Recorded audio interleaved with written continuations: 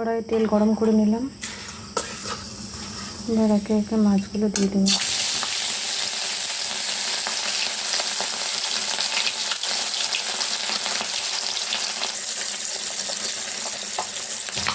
মাছগুলো ভাজা হয়ে গেছে, এবার নামিয়ে নেব।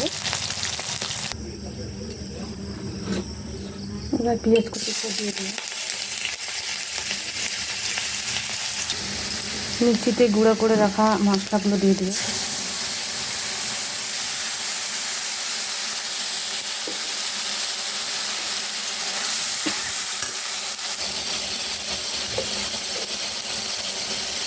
হলুদ দিলাম,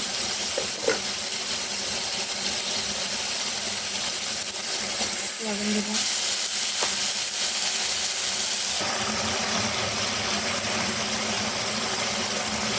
একটু লঙ্কা গুঁড়ো দিলাম, একটু জিরা গুঁড়ো দিলাম, একটু ধনে বাটা গুঁড়ো দিলাম। এবার মশলাটা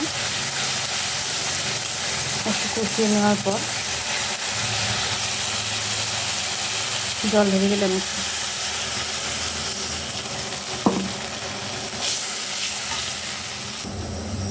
এবার ঝোলটা ফুটছে, এবার একে একে মাছগুলো দিয়ে দেবো।